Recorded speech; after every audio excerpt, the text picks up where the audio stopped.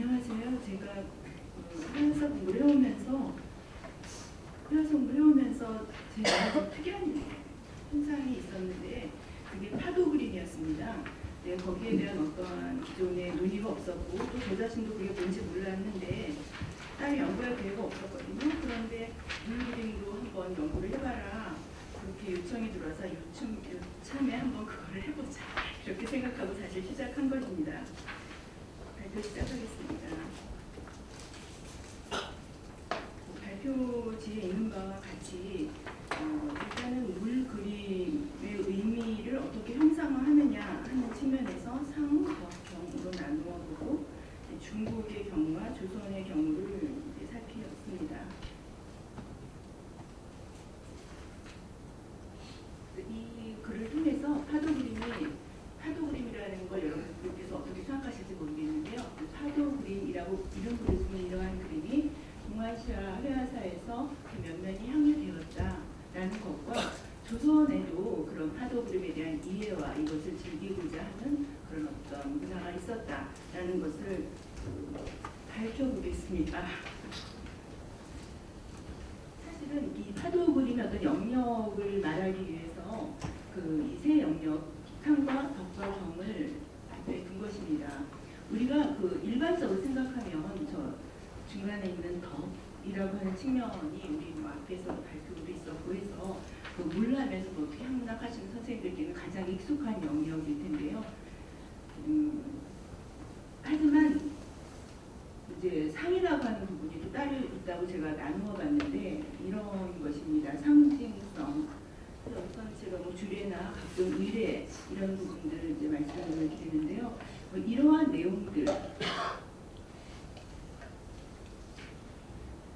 주례나 그런 어떤 종교, 의궤, 지도에 포함되기까지 이런 상징적인 어떤 도안화된 물, 그래서 그 예로 우리가 볼 수 있다면 1월 5공병의 물 표현, 이런 거를 어떤 경치를 표현했다든지 우리가 경전의 덕을 표현했다고 쉽게 말하기는 어려울 것입니다.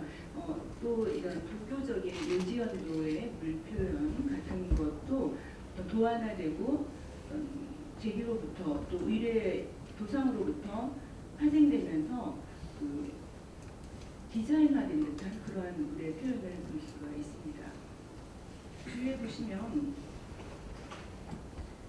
주 3에 조선시대 미술에 나타난 남화문 연구라는 게 있는데 바로 이 연구는 이러한 물표현만 연구한 것인지 아무래도 남화문이라는 제목을 마땅하게 붙인 것 같지 않은데요. 그 부분에서 붙인 흔적을 볼 수 있는 논문인데 이러한 영역의 물그림 연구였습니다. 이렇게 미나리에서 볼 수 있는 저런 물그림 표현, 저런 건 이제 자수나 공예 이런데 물표현이 이런 식으로 반복적으로 이루어지고 나중에 패턴화되는 이러한 양상을 보여줍니다.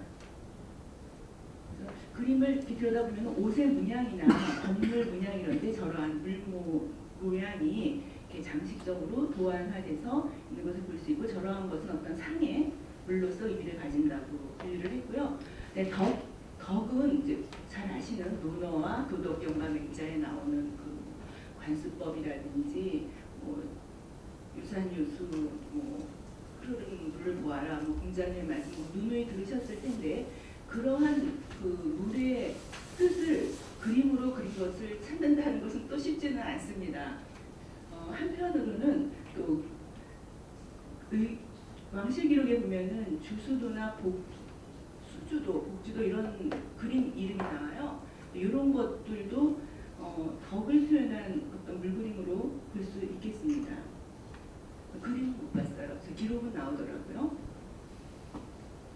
굳이 찾자면 물이 표현이 어떤 양상으로 되어 있던지 이런 경우는 사실 또 인물의 모습을 보면서 저런 건 물을 보는 어떤 철학적인 측면의 내용이다, 물의 의미다라고 논의할 수 있고 또 이러한 측면으로만 논의를 한 것이 주사에 있는 조선 후기 산수화의 인유상 연구 이런 경우는 도덕적인 물의 속성이 그림에 어떻게 반영됐나를 추정해서 논의한 그런 경우가 될 텐데 이제 이 연구자는 물보다는 이제 사람을 열심히 보면서 그 논문을 쓰게 됐습니다. 걸 볼 수 있습니다. 이런 경우도 어떤 철학적인 의미로 우리가 물을 논할 수 있는 그런 그림이 되겠습니다. 경으로서의 물은 또 이러한 분류랑은 다르게 그 다양한 물을 어떻게 표현할 것인가는 화가의 노력과 표현법에 대한 고민 이런 것들을 볼 수 있는데 그러한 측면의 물 표현은 경으로서의 물로 분류를 해보는 것이 어떨까 하는 게 저의 생각이고 제가 오늘 다루고자 하는 파도 그림은 이에 포함되어 있겠고요. 또 그림에서는 이 영역이 상당히 그 중요하고도 큰 영역이 되겠습니다. 물을 잘 나누어 놓은 글이 남송대 한수승전집과 청대 계전하전 정도를 볼 수 있는데요. 그 계전하전은 이제 그 화보가 나와서 말씀드리자면은 계전하전 4번에 지금 그 다양한 물 표현법의 그 후배인데 내용을 보시면은 이렇게 다양하게 폭포랑 산 속에 있는 물들을 많이 이렇게 보여주고 있습니다. 그 그림에다 활용될 수 있는 물 표현법이고요. 오늘 제가 다루려고 하는 것은 다음과 같이 파도 표현이 되겠습니다. 계전하전에 있는 그 물의 종류들이고 사실은 이런 경으로서의 물 표현에서 상당히 그 많은 양을 차지하는 것이 폭포 부분이고요. 혹은 또 시의도라고 하는 여러분들 지금 보시는 심사정의 저 그림은 두보의 그 춘향이유를 그린 것이고 김몽도의 적법은 소동파의 적벽구를 그린 것입니다. 이런 것들도 그 서정적인 경치를 표현하는 것으로서 경의 영역에서 볼 수 있는 영역이라고 생각이 들었습니다. 그래서 이렇게 해서 이제 세 가지 영역을 나누었는데 여러분들 보시기 어떨지 모르겠습니다. 나누어봤습니다. 그런데 이제 흥미로운 건 이 세 가지는 이제 마구 섞입니다.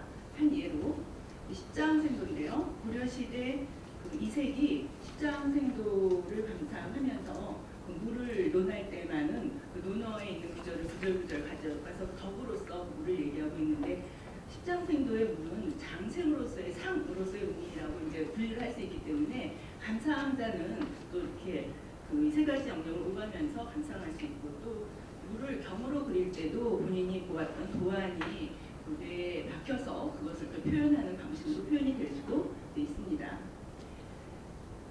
본격적으로 파도 그림으로 들어가 보도록 하겠습니다. 물 그림에 대한 기록이 참 많지 않은데요.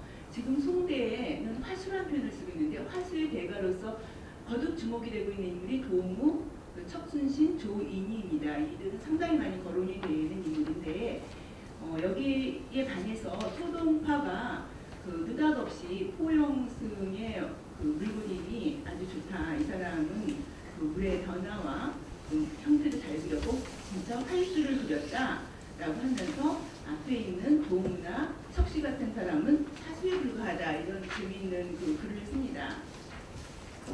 그래서 저 글과 지금 여러분들께 지금 나눠드린 그 유인물에서는 중계 파도 그림이 131쪽부터 이렇게 있는데요. 제가 여기서 그 말씀드리고자 했던 건 이걸 다 읽을 시간은 없으니까요. 이런 사람이 파도를 잘 그렸다라는 기록에 보면은 그 그림을 보고 감상자가 느끼는 것이 물이 쏟아질 것 같이 물을 보니까 뭐 한기가 느껴지고 머리가 곤두서고 뭐 이렇게 해서 그 물의 어떤 경치를 보는 즐거움을 그 논한 글들입니다. 또 물의 덕이나 상징성 이런 것보다는 그 표현의 묘미에서 그 감각적인 느낌을 즐기는 이러한 글들이 상당히 발견이 되고 있어서 그런 부분을 나름 정리를 한 것입니다. 그리고 거기에서는 그 물결의 표현이 중요하고 그럼 어떤 그림일까 여러분들 궁금하시겠죠? 어떤 그림? 근데 동우의 그림이나 척시의 그림이나 조인인의 그림을 아무것도 가지고 있지 않고 포영승의 그림도 가지고 있지 않아서 소동파가 말한 그 내용이 뭔지는 확실히 알 수가 없는데요. 이것은 이제 남송 초기의 왕실 그림인데요. 저 여성 아주 예쁜 사녀도인데 저 여성 앞에 펼쳐지는 방품을 확대해서 보면은 물이 그려져 있습니다. 저 물은 소동파가 말한 사수에 해당하는 건지 활수에 해당하는 건지는 사실 저는 모르겠습니다. 어쩌면 그 소동파의 글을 읽으면 당대에는 약간 그 파도의 기복 있는 정도의 물이 그려져 있었는데 사람들이 잘 그렸다고 했다 이런 표현이 나오고 있는데 뭐 그런 유사한 느낌은 좀 드는데요. 자, 이런 그림이 남아있고 또 남송 초기예요. 황실에서 마원이 그린 물만 그린 그림입니다. 이 그림 상당히 유명한 그림인데요. 물그림의 대표적인 그림이고 그 내면을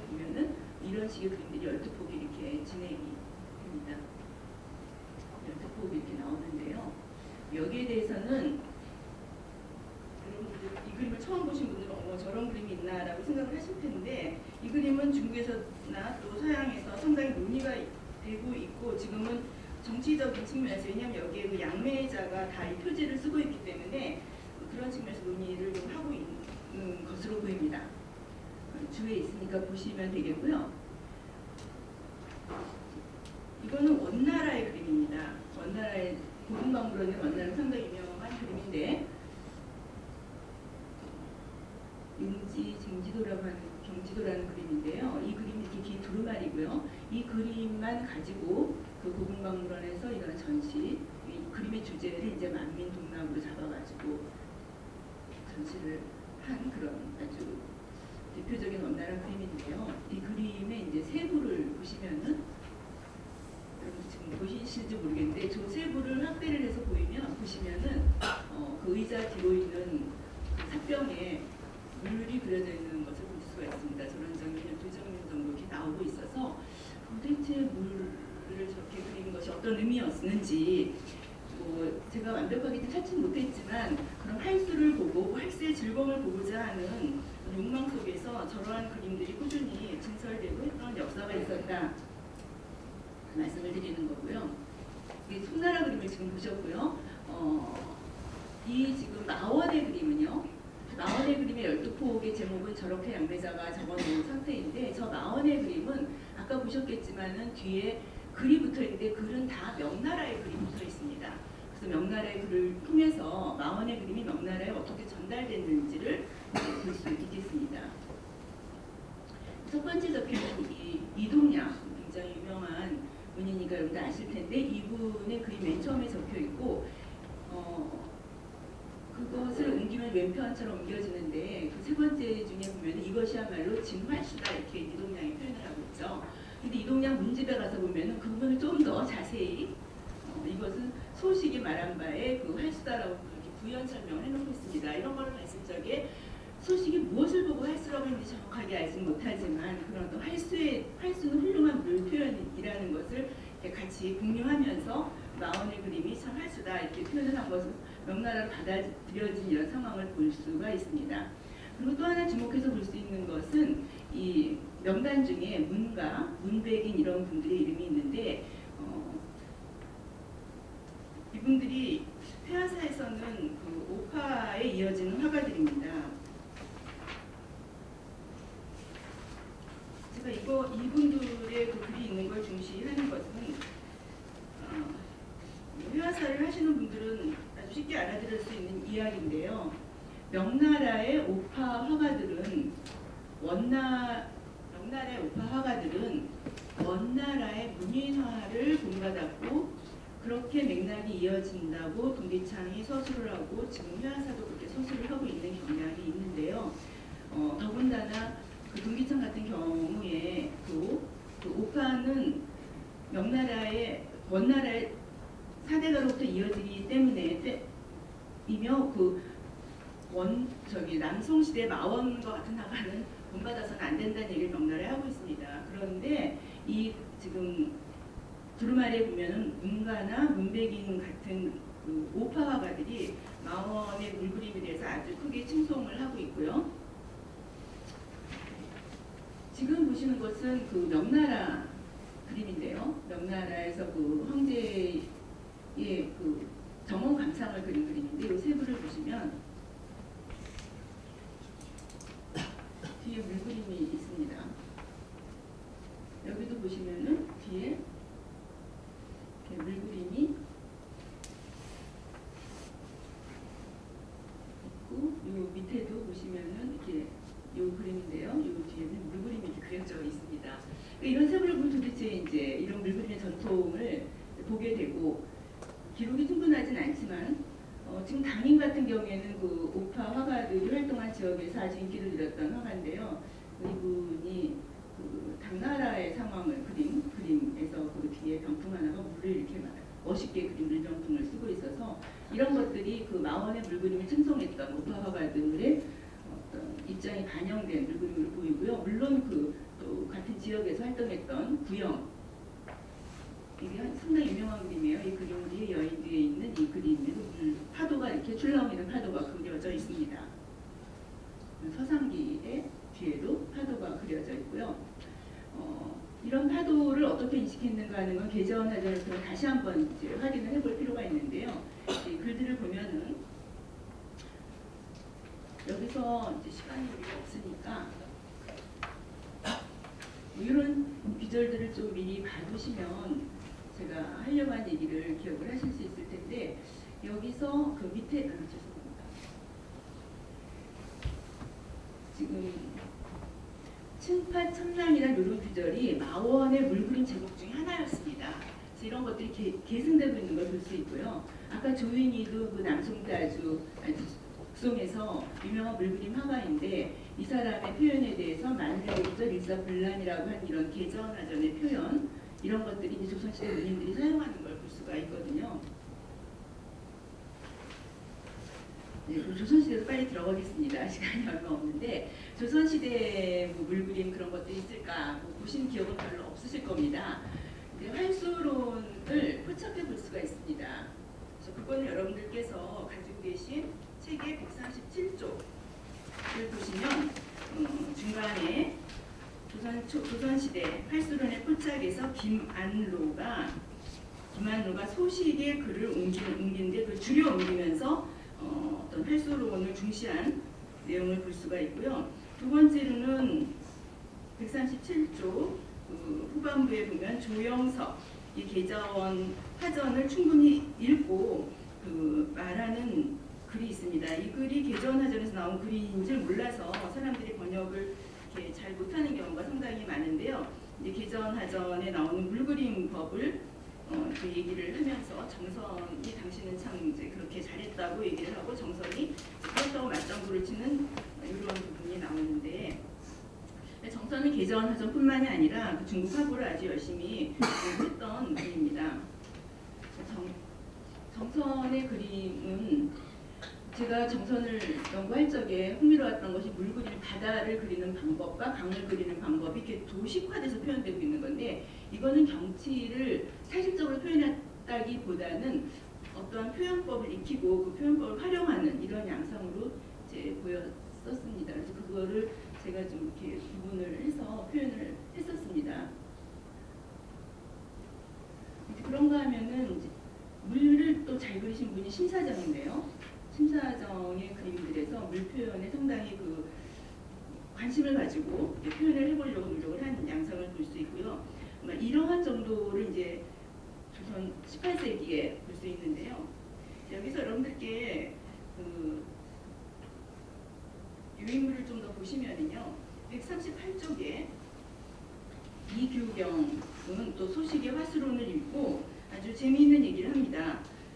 소식의 화수론을 보고 우리가 소식의 화수론을 볼 적에 도대체 무슨 그림인지 알 수 없었듯이 이규경도 알 수 없었지만 그 그림을 묘사를 잘해서 그 물을 보는 것 같은 느낌이 드는데, 이제 그 한기가 느껴지는 이런 물그림의 경지를 본인도 글로 써서 보는 그 글을 보는 사람으로 하여금 물그림을 상상하게끔 하겠다는 뭐 이런 글을 쓰는데, 이제 소식의 글을 영향을 받고 있습니다.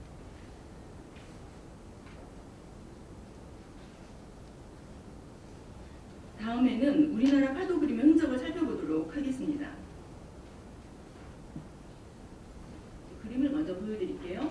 여기 보시는 것은 일본에 있는 예원 학진 3권인데요. 이 예원 학진은 이렇게 책장을 펼치면은 그림과 글이 나오죠. 그리고 도장이 그 양쪽에 있는데 이렇게 있죠. 근데 위에 아래 있는 거는 그 백화 윤순의 인장이고 위에 있는 거는 정조의 인장으로 보입니다. 그래서 조선 앙시에서 만들어진 책이고, 이 책의 한 면에 그 주운 절함 내용, 그 주운이라는 사람이 그 난간이 부러지도록 가늘한 그 한나라 성제 때의 이야기입니다. 이건 상감행실도에도 실렸던 그런 유명한 충신의 이야기인데, 상감행실도에 있는 저 한 성제 뒤에 물그림 병풍이 있지는 않습니다. 이거는 세종 때 만들어진 이미지입니다. 그런데 지금 저 영조 때 만들어진 저 칼라로 된 저쪽 주운절함에는 뒤에 물병풍이 이렇게 진설이 되어 있습니다. 그러니까 이러한 변화는 어떤 파도 그림에 대한 인식이 있었다는 것을 보여주고, 명나라 때 봤던 그 황제에 있던 파도 그림을 생각하게 되는데요. 지금 이것은 삼성 류에 있는 그 병풍이에요. 영조 때 병풍인데요. 이 병풍은 영조가 그 병에서 나셨을 때 그걸 기념하는 그림인데 사녀도가 그려져 있습니다. 지금 저 노란 마크를 한 저 부분의 화면인데 요 내부를 보면은 안에 물병풍이 그려져 있습니다. 그래서 이런 물병풍에 대해서 사람들의 인식이 있었을 것이고 당연히 그렸으니까 화가들은 알고 있었을 것이고 무엇인가를 보고 그렸을 것입니다. 파도 그림에 대한 그 이야기를 찾아보면은요. 여러분들 가지고 계신 책의 139쪽에 첫 번째 그 이종휘가 화해 장자에 대한 상상을 하고 있는 글이 나옵니다. 이거는 화해 장자가 있지 않은데 그것을 상상하는 것입니다. 그 다음 페이지로 140쪽으로 오시면은 중간에 그 신이가 해파도를 보고 싶어서 그 쓴 시가 이렇게 나옵니다. 그 다음 141쪽 처음으로 오시면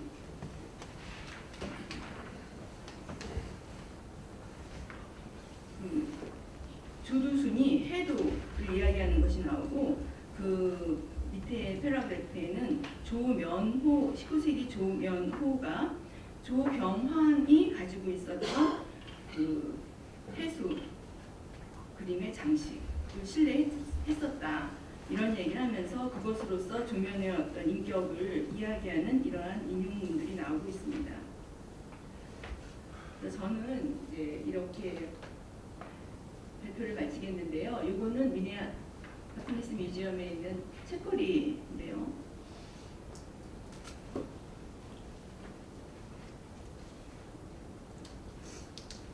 이 책거리를 보면은 책거리라고 하는 이 그림에는 대체로 갖고 싶은 물건, 좋은 물건들을 올려놓는데 물병풍이 그려져 있는 걸 볼 수가 있습니다. 그래서 이것으로서